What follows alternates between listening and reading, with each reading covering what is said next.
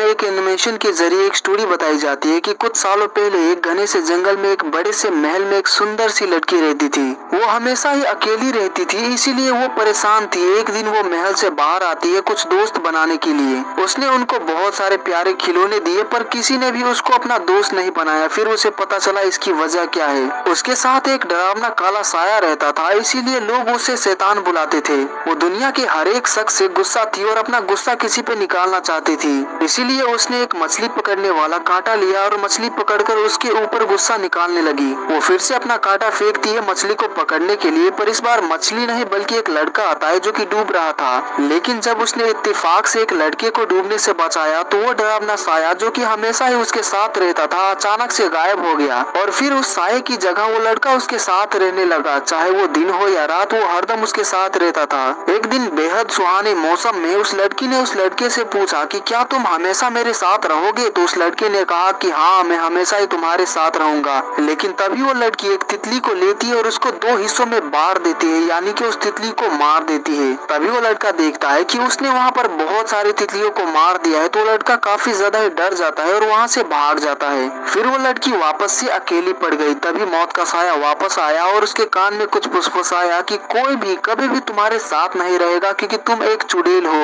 और ये बात तुम कभी भी मत भूलना। तो वो लड़की कहती है कि हाँ मम्मा, और यहीं पर हमें पता चलता है कि वो लड़की अब बड़ी हो चुकी है। फिर सीन शिफ्ट होता है और हम देखते हैं एक लड़के को जो कि स्कूल के प्रिंसिपल के साथ मीटिंग में बैठा होता है। वहीं बाहर उसका बड़ा भाई होता है जो कि उसी स्कूल में पढ़ता है, लेकिन उसका भाई कोई नॉर्मल इंसान नहीं होता बल्कि वो एक एबनॉर्मल इंसान होता है। उसका भाई बड़ा तो हो चुका होता है, पर उसका दिमाग अभी तक बच्चे जैसा ही होता है और साथ ही उसे दौड़े भी पड़ते रहते हैं और उसे स्कूल में भी दौड़े पड़े थे। इसी वजह से स्कूल का प्रिंसिपल उसे स्कूल से निकाल देता है। लेकिन उसका भाई जिसका नाम गैंजी होता है वो उससे गुस्सा नहीं होता, क्योंकि वो भी जानता है कि उसका भाई जिसका नाम सैंजी है वो एक नॉर्मल इंसान नहीं है। फिर हम देखते हैं उसी लड़की को जिसकी कहानी हमने सुनी थी। उस लड़की का नाम होता है मुनियोंग। वो एक फेमस राइटर होती है जो कि बच्चों के लिए कहानियां लिखा करती है, लेकिन ऐसी वैसी कहानियां नहीं, डरावनी कहानियां। मुनियोंग एक होटल में खा रही होती है कि तभी वहाँ पर एक बच्ची आती है जो कि उसकी बहुत ही बड़ी फैन होती है। वो बच्ची उसका ऑटोग्राफ लेने के लिए आई होती है, पर मुनियोंग उस बच्ची को डरावनी कहानियां सुनाकर वहाँ से भगा देती है। तभी वहाँ पर मुनियोंग का मैनेजर आता है जिसका नाम ली होता है। वो उसे वहाँ से कुछ काम के लिए ले जाता है। उसके बाद हम देखते हैं गैंजी को जो कि कपड़े चेंज कर रहा होता है, क्योंकि वो एक मेंटल हॉस्पिटल में केयर गिवर का काम कर रहा होता है। तभी वहाँ पर उसी हॉस्पिटल की एक स्टाफ आती है और कहती है कि जल्दी से हॉल में आइए।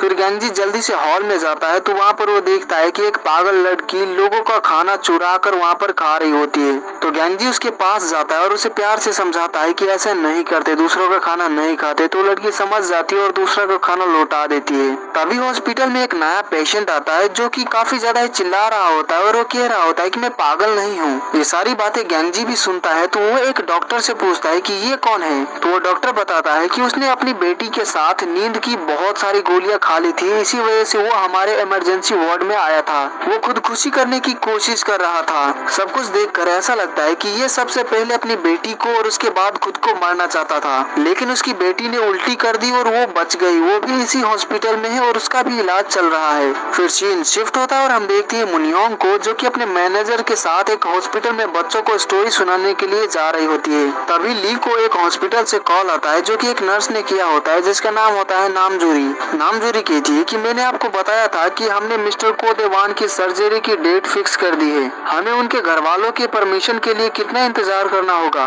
दरअसल मिस्टर कोदेवान मुनियोंग के डैड होते हैं जो कि काफी सालों से बीमार होते हैं। तभी मुनियोंग कहती है कि मिस्टर कोदेवान मेरे लिए कब के मर चुके हैं, तो उन्हें फिर से जिंदा करने की क्या जरूरत है? वो जैसे हैं उन्हें वैसे ही रहने दो, और अगर उनको बचाने का इतना ही शौक है तो मेरे पास आकर साइन ले जाओ। और इतना कहने के बाद वो फोन काट देती है। तभी वहाँ पर उनकी सीनियर नर्स मिस पार्क आती है और उनसे पूछती है कि क्या हुआ। तब नामजूरी कहती है कि हमें मिस्टर कोदेवान की सर्जरी के लिए उनके परिवार का साइन चाहिए। फिर मिस पार्क कहती है कि इससे उसकी फैमिली पे कोई भी फर्क नहीं पड़ता। ये पेशेंट हमारे हॉस्पिटल में काफी समय से एडमिट है, पर उसकी बेटी कभी भी उससे मिलने नहीं आई और ना ही कभी कॉल किया। तो इसका मतलब ये है कि वो उन पे ध्यान नहीं दे रहे हैं। तो उस एहसान फरामोश बेटी को कॉल करने के बजाय क्यों ना तुम उससे जाकर एक बार मिल लो, ताकि हम अपने पेशेंट को बचा सके। और ये सारी जिम्मेदारी मिस पार्क नामजूरी को देती है। फिर हम देखते हैं सैंजी को जो कि अपने घर पे ड्राइंग कर रहा होता है। सैंजी मुनियोंग का बहुत ही बड़ा फैन होता होता है जो कि उसकी हर एक बुक पढ़ता है। तभी उसे गैंगजी फोन करता है और उससे कहता है कि आज हमारे हॉस्पिटल में मुनियोंग आने वाली है,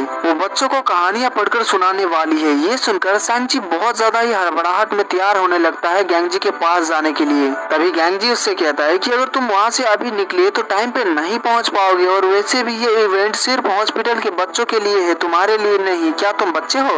तब सांची कहता है कि मैं 1984 में पैदा हुआ एक 35 साल का लड़का हूँ, मैं दिखने में छोटा हूँ पर मैं बच्चा नहीं हूँ। फिर गैंगजी कहता है कि हाँ तुमने सही कहा, तुम बड़े हो चुके हो, लेकिन मैं तुम्हारे लिए एक ऑटोग्राफ लाने की कोशिश करूंगा। तुम मुनियोंग से एक बार मिल सकते हो पर ऑटोग्राफ हमेशा रहेगा, तो बताओ तुम्हें क्या चाहिए? तब सांची कहता है कि मुझे ऑटोग्राफ चाहिए और फोन कार्ड देता है। उसके बाद हम देखते हैं मुनियोंग को जो कि हॉस्पिटल में बच्चों को कहानियां सुनाने के लिए आ चुकी होती है और गार्डन में बैठकर सिगार पी रही होती है। तो तभी वहाँ पर गैंगजी आता है और उसे सिगार बुझाने के लिए कहता है पर वो मना कर देती है। फिर जब मुनियोंग उठती है और गैंगजी को देखती है तो वो दोनों एक दूसरे को देखते ही रह जाते हैं। फिर मुनियोंग कहती है कि क्या तुम किस्मत पे यकीन करते हो? किस्मत का मतलब ये होता है कि अगर कोई तब आए जब तुम्हें उनकी सच में जरूरत हो, उसे कहते हैं किस्मत। इतना कहने के बाद वो वहाँ से चली जाती है। जब मुनियोंग वहाँ से जा रही होती है तो गैंगजी उसको देखता ही रह जाता है। फिर हम देखते हैं मुनियोंग को जो कि कहानी सुना रही होती है। वहीं दूसरी तरफ वो पेशेंट जो कि खुद को और अपनी बेटी को मारने की कोशिश की थी, वो अपने रूम से भाग जाता है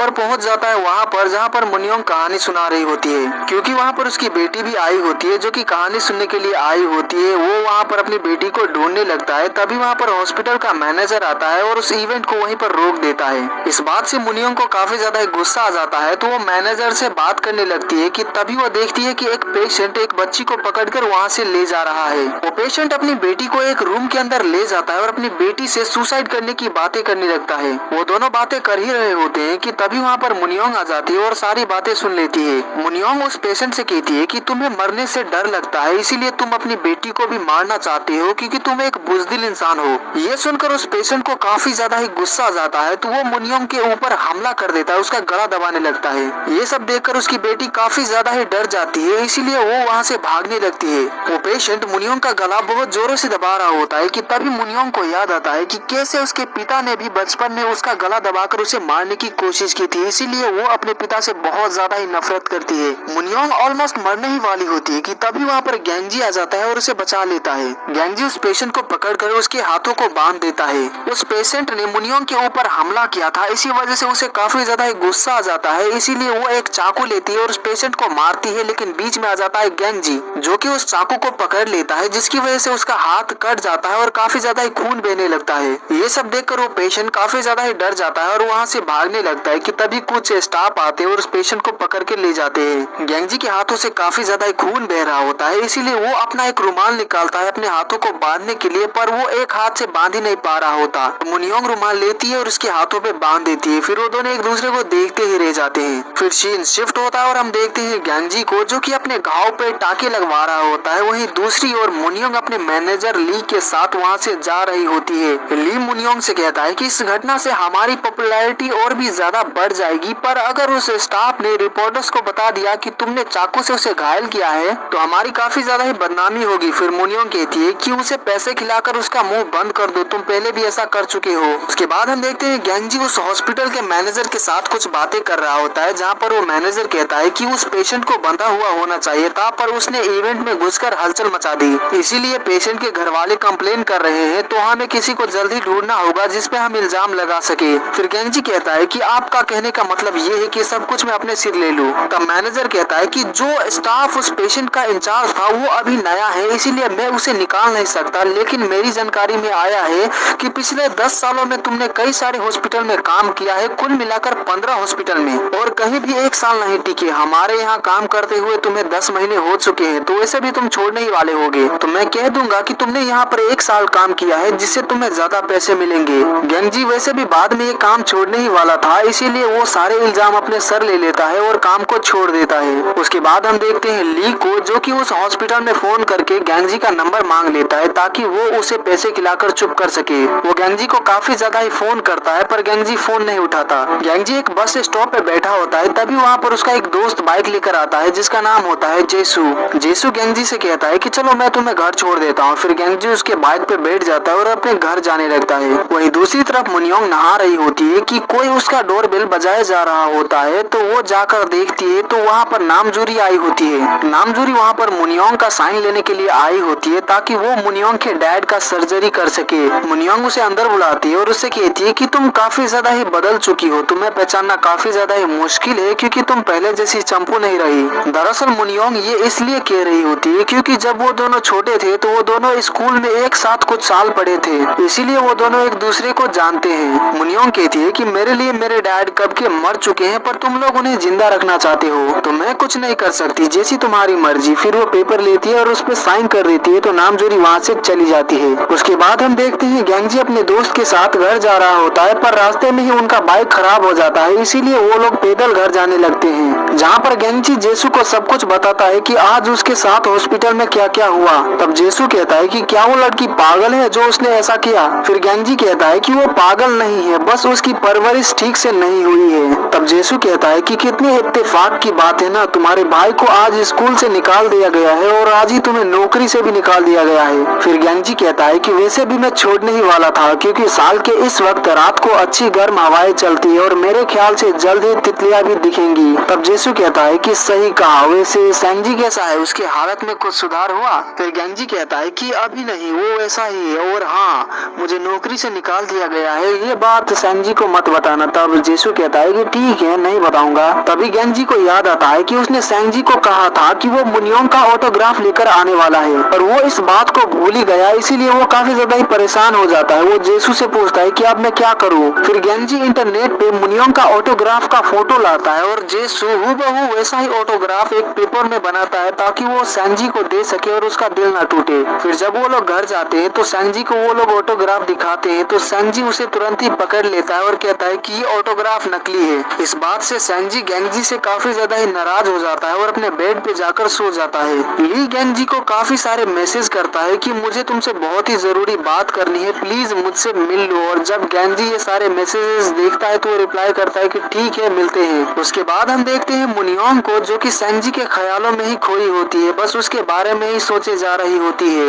वहीं दूसरी तरफ गेंगजी भी मुनियोंग के बारे में ही सोच रहा होता है कि तभी वो उड़ता है और मुनियोंग की एक बुक पढ़ने लगता है जो कि उसे काफी ज्यादा ही अच्छा लगता है। फिर हम देखते हैं कि सेंजी एक अंधेरे से जंगल में होता है और वहाँ पर बहुत सारी तितलियां उसका पीछा कर रही होती है उसको मारने के लिए। तभी हमें पता चलता है कि सेंजी एक सपना देख रहा था और उसके सपनों में तितलियां उसे मारना चाह रही थी, इसीलिए सेंजी काफी ज्यादा ही डर जाता है तो अपने आप को वो छुपा लेता है और कहने लगता है कि तितलियां आ चुकी है और वो मुझे मार देगी। ये सुनकर गेंगजी और जेसू उठ जाते हैं और जेसू कहता है कि कमीनी तितलियां वापस आ गई। सेंजी काफी ज्यादा ही डरा हुआ होता है और काफी ज्यादा ही रो रहा होता है, इसीलिए गेंगजी को काफी ज्यादा ही बुरा लग रहा होता है और वो काफी ज्यादा ही परेशान हो जाता है। फिर जब अगली सुबह होती है तो गेंगजी की मकान मालिक उसके घर पे आती है और उसका दरवाजा पीटने लगती है तो जेसू दरवाजा खोलता है और बाहर आता है। मकान मालकिन पूछती है कि गेंगजी कहाँ पर है, मुझे उससे बहुत ही जरूरी बात करनी है। तो जेसू कहता है कि मैं भी यही सोच रहा हूँ कि इतनी सुबह सुबह वो कहाँ चला गया। फिर हम देखते हैं गेंगजी को जो कि ली के ऑफिस आया होता है तो ली के असिस्टेंट गेंगजी को उसके केबिन में जाकर वेट करने के लिए कहती है। गेंगजी ली के केबिन में जाता है तो वहाँ पर बहुत सारी बुक्स देखता है तो वो एक बुक लेता है और उसे पढ़ने लगता है तो उसे पता चलता है कि ये सारी बुक्स मुनियोंग ने लिखी है। तभी मुनियोंग भी ऑफिस आ जाती है और गेंगजी को वहाँ पर देखकर वो काफी ज्यादा ही खुश हो जाती है। वो गेंगजी के पास जाती है और उससे कहती है कि तुम कैजुअल कपड़े में भी बहुत ज्यादा ही हैंडसम लगते हो, पर मुझे लगा था कि शायद तुम अलग हो, लेकिन मैं गलत थी, बताओ कितने पैसे दिए उसने। तब गेंगजी कहता है कि प्यार से ना सही पर सीधे मुंह तो बात कर सकती हो। फिर मुनियोंग कहती है कि मुझसे कितना बेफिक्र होकर बातें कर रहे हो, तुम्हें याद नहीं मैंने तुम्हें चाकू मारा था। तब गेंगजी कहता है कि तो क्या हो गया। फिर मुनियोंग कहती है कि तुम्हें कितने पैसे मिले, तुमने अपना मुंह बंद करने के लिए ली से कितने पैसे मांगे। तब गेंगजी कहता है कि लगता है कि ये तुम्हारे लिए रोज का काम है। फिर मुनियोंग कहती है क्योंकि बातों से कुछ भी नहीं होता, सिर्फ पैसों से होता है। तभी गेंगजी कहता है कि मुझे पैसे नहीं चाहिए। फिर मुनियोंग कहती है फिर तुम्हें क्या चाहिए, सेक्स। तब गेंगजी कहता है क्या वो पैसों से भी कीमती होता है। फिर मुनियोंग कहती है तुम्हें पैसे नहीं चाहिए, तुम्हें सेक्स नहीं चाहिए, तो तुम यहाँ आए ही क्यों। तब गेंगजी कहता है कि मैं तो बस तुमसे फिर से मिलना चाहता था, मैं तुम्हारी इन आंखों को फिर से देखना चाहता था क्योंकि तुम्हारी आंखें मुझे किसी अपने की याद दिलाती है। फिर मुनियोंग पूछती है कि किसकी याद दिलाती है। तब गेंगजी कहता है कि कोई बहुत ही पागल और बेरहम इंसान, एक लड़की की जिसकी आंखों में हमदर्दी तो थी ही नहीं। फिर मुनियोंग पूछती है कि तुम डरते थे उस लड़की से। तब गेंगजी कहता है कि नहीं, उसका उल्टा, वो लड़की मुझे बहुत पसंद थी। दरअसल यहाँ पर हमें यह पता चलता है कि गेंगजी ही वो लड़का होता है जो कि बचपन में मुनियोंग के साथ रहा करता था और उससे डर के भाग गया था। वो दोनों एक दूसरे की आंखों में देखते ही रह जाते हैं और हमें यहाँ पर थोड़ी सी फ्लैशबैक दिखाई जाती है, जहाँ पर हम देखते हैं कि जब गैंगजी छोटा था तो वो पानी में डूब रहा था तो मुनियोंग ने उसे बचाया था। इसीलिए वो हरदम उसका पीछा करता रहता था, क्योंकि मुनियोंग गैंगजी को काफी ज्यादा ही पसंद थी। और जब उसने ये बात मुनियोंग को बताया तो उसने तभी एक तितली को मार दिया और पूछा, क्या तुम अब भी मुझे पसंद करते हो? तभी गैंगजी देखता है कि वहाँ पर मुनियोंग ने बहुत सारी तितलियों को मार दिया है, इसीलिए वो काफी ज्यादा डर जाता है तो वो वहाँ से भाग जाता है। फिर कहानी प्रेजेंट में आ जाती है, जहाँ पर मुनियोंग पूछती है कि क्या वो यादें इतनी खूबसूरत थी? फिर गैंगजी कहता है कि वो यादें खूबसूरत तो बिल्कुल भी नहीं थी। तब मुनियोंग कहती है कि तुम्हें पता है कि हमारी बुरी यादें हमेशा ही हमें याद रहती है। फिर गैंगजी कहता है कि देखो मुझे कोई पैसे नहीं चाहिए, तो ली से कह देना कि फिक्र ना करे और मुझे दोबारा कॉल ना करे। इतना कहने के बाद वो वहाँ से जा ही रहा होता है कि तभी वहाँ पर ली आ जाता है और उसे रोक लेता है। गैंगजी ली से कहता है कि देखो तुम्हें फिक्र करने की जरूरत नहीं है, मेरी तरफ से तुम्हें कोई भी प्रॉब्लम नहीं होगी, तो मैं यहाँ से चलता हूँ। तभी ली की असिस्टेंट, जिसका नाम सिंजे होता है, वो कहती है कि आप जा रहे हैं, आपको क्या मिस मुनियोंग का ऑटोग्राफ मिल गया? क्योंकि आपने मुझसे पूछा था कि आपको ऑटोग्राफ मिलेगा कि नहीं। ये सुनकर मुनियोंग कहती है कि अच्छा, मेरी आंखों की झूठी तारीफें और तुम्हारी यादों की वो बातें, वो सारी बस ऑटोग्राफ के लिए थी ना? तुम्हें ना ही पैसे चाहिए और ना ही सेक्स चाहिए, तुम्हें तो सिर्फ ऑटोग्राफ चाहिए। फिर गैंगजी कहता है कि नहीं, ऐसी बात नहीं है। तब मुनियोंग कहती है कि देखो तुम्हें चिंता करने की कोई भी जरूरत नहीं है, मैं तुम्हें ऑटोग्राफ दे दूंगी। फिर वो अपनी एक बुक निकालती है जो कि हाल ही में प्रेस से छप के आई होती है। मुनियोंग ऑटोग्राफ देने के लिए गैंगजी से नाम पूछती है तो गैंगजी कहता है कि ये मेरे भाई के लिए है और उसका नाम सैंगजी है। फिर मुनियोंग उस बुक में अपना ऑटोग्राफ देती है और गैंगजी को दे देती है। तब गैंगजी वहाँ से जाने लगता है तो मुनियोंग उससे कहती है कि फिर मिलेंगे। तब गैंगजी कहता है कि मुझे नहीं लगता कि हम फिर मिलेंगे। इतना कहने के बाद वो वहाँ से चला जाता है। गैंगजी रास्ते पे जा रहा होता है तो मुनियोंग अपने ऑफिस के बालकनी से उसे देख रही होती है और उसे पकड़ने का इमेजिन कर रही होती है और सोच रही होती है कि ये मुझे चाहिए, अभी चाहिए। तभी वहाँ पर शिंजे आती है और कहती है कि आपने मुझे बुलाया। फिर मुनियोंग कहती है कि तुमने कहा था कि तुम्हें कोई ढंग का काम चाहिए। तब शिंजे कहती है कि हाँ, आप सिर्फ ऑर्डर कीजिए, मैं सब कुछ करूंगी। फिर मुनियोंग कहती है कि जो लड़का अभी यहाँ पर आया था उसकी हर एक इन्फॉर्मेशन मुझे चाहिए, और हाँ, अगर तुमने ये बात ली को बताने की कोशिश की तो तुम्हारे लिए अच्छा नहीं होगा। फिर सीन शिफ्ट होता है और हम देखते हैं गैंगजी को, जो कि बस में बैठकर अपने घर की तरफ जा ही रहा होता है कि तभी जेसू से फोन करता है। तो गैंगजी जेसू से पूछता है कि क्या सैंगजी ठीक है? तब जेसू कहता है कि वो तो बिल्कुल ही ठीक है और हम लोग खाना खाने के लिए बाहर आए हैं। फिर गैंगजी कहता है कि मैं मुनियोंग से मिलने के लिए आया था और मुझे उसका ऑटोग्राफ मिल गया है। ये बात सैंगजी भी सुन लेता है तो वो काफी ज्यादा ही खुश हो जाता है और अपने घर जाने लगता है।